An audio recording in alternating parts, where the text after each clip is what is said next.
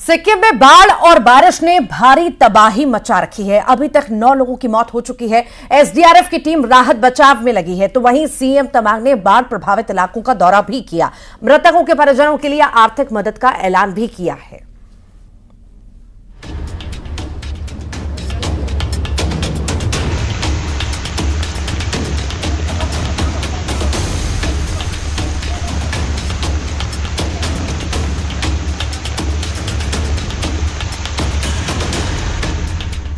उत्तर भारत में भयंकर गर्मी ने पसीने छुड़ा रखे हैं। शहर शहर भट्टी की तरह तप रहे हैं। बाहर हीट वेव का खतरा है। गर्मी जानलेवा भी बनती जा रही है। वहीं पूर्वोत्तर के राज्य सिक्किम में आसमानी आफत टूटी है।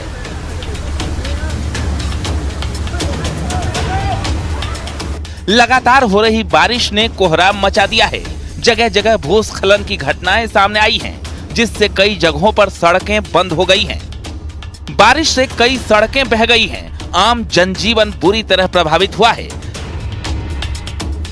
तीस्ता नदी विकराल होती जा रही है। नदी ने कई घर अपनी आगोश में ले लिए। सिक्किम के मंगन जिले में बादल फटने के बाद हर तरफ तबाही के निशान ही दिखाई दे रहे हैं। जगह जगह पर पर्यटक फंसे हुए हैं। 1200 से ज्यादा सैलानी फंसे हुए हैं। राज्य के मुख्यमंत्री प्रेम सिंह तमांग ने बाढ़ प्रभावित इलाकों का दौरा किया। पीड़ित परिवारों से बात कर उन्हें हर संभव मदद का आश्वासन दिया है।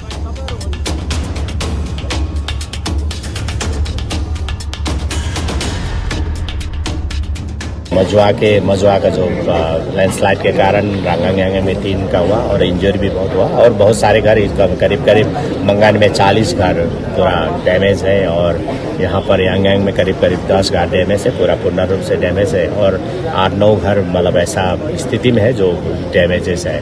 तो करीब 67 फैमिलीज अभी शिफ्ट हुआ है अभी रिलीफ कैंप में। भूस्खलन से पच्छेप और अंभीथांग बुरी तरह प्रभावित हुए हैं। मंगन में 6 और मजुआ में 3 लोगों की जान जा चुकी है। कई लोग घायल और कुछ लापता भी बताए जा रहे हैं। पच्छेप में एक राहत शिविर बनाया गया है।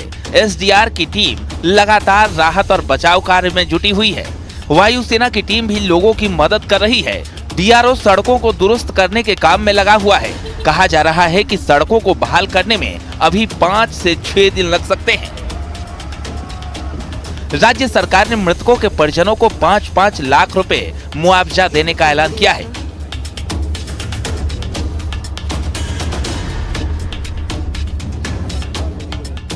तीस्ता नदी में उफान की वजह से सबसे ज्यादा नुकसान मंगन इलाके में हुआ है, क्योंकि मंगन तीस्ता नदी के तट पर बसा हुआ है। तीस्ता का जलस्तर खतरे के निशान के ऊपर चला गया है। लाचुंग और चुंगथान में बारिश ने जबरदस्त कहर मचाया है, जिससे इन दोनों जगहों का संपर्क पूरी तरह टूट चुका है।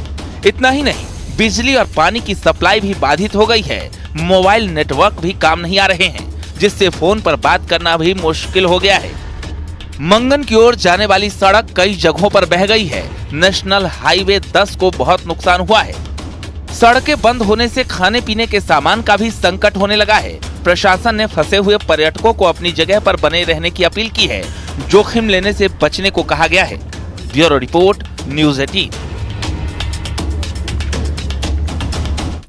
शीना बोरा हत्याकांड एक बार फिर से सुर्खियों में है। सीबीआई अदालत में सुनवाई के दौरान पर्दाफाश हुआ है कि शीना बोरा की हत्या के बाद महाराष्ट्र के रायगढ़ से बरामद उनकी हड्डियां अवशेष गायब हो गए हैं। सीबीआई के वकील ने कोर्ट में बताया कि उन्होंने बहुत तलाश की, लेकिन वो हड्डियां नहीं मिली।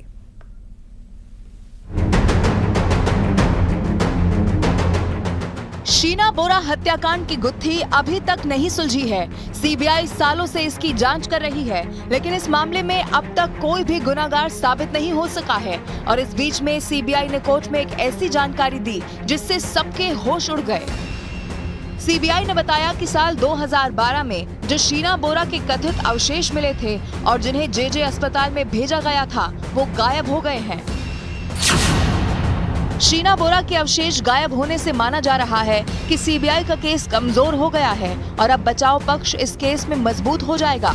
हालांकि सीबीआई ने कोर्ट में डीएनए रिपोर्ट का मिलान करके ये पहले ही दावा कर दिया है कि जो अवशेष मिले हैं वो शीना बोरा के ही हैं, लेकिन बचाव पक्ष डीएनए रिपोर्ट में फर्जीवाड़े का भी आरोप लगा चुका है। दरअसल 2012 में महाराष्ट्र के रायगढ़ के जंगलों में मिले एक शव से शुरू हुई इस कहानी में साल 2015 में उस वक्त नया मोड़ आ गया जब शव की पहचान हो गई। शुरुआती जांच में शव को देश के जाने माने मीडिया टाइकून पीटर मुखर्जी की दूसरी पत्नी इंद्राणी मुखर्जी की बेटी शीना बोरा का बताया गया।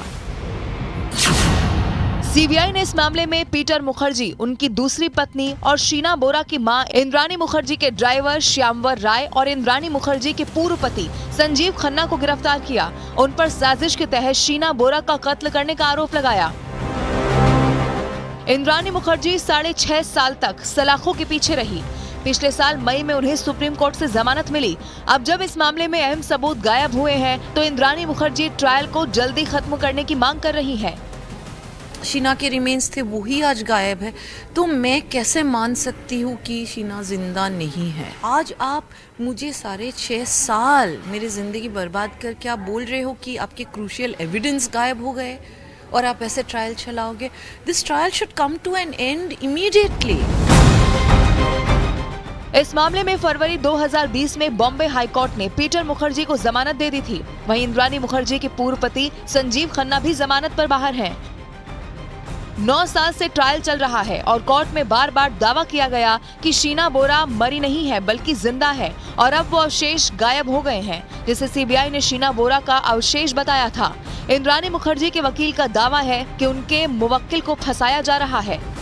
इनका सिंगल पॉइंट एजेंडा था कि इंद्राणी मुखर्जी को झूठे मर्डर केस में अक्यूज बनाना है और किसी भी हालत से साम दाम दंड भेद करके इनको कन्विक्शन तक लेके जाना है। अब ये कौन कर रहा है, यह पैरेलल इन्वेस्टिगेशन का भाग है। और अगर सबूत, जो इतने महत्वपूर्ण सबूत अगर कस्टडी से गायब हो रहे हैं तो इस पर भी पैरेलल इन्वेस्टिगेशन होना चाहिए कि ये किसने किया या हुआ कि नहीं हुआ।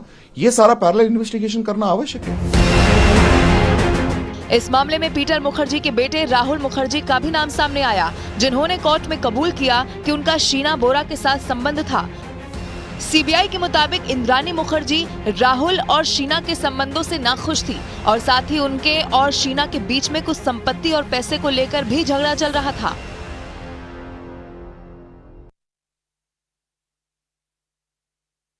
लगातार जारी है।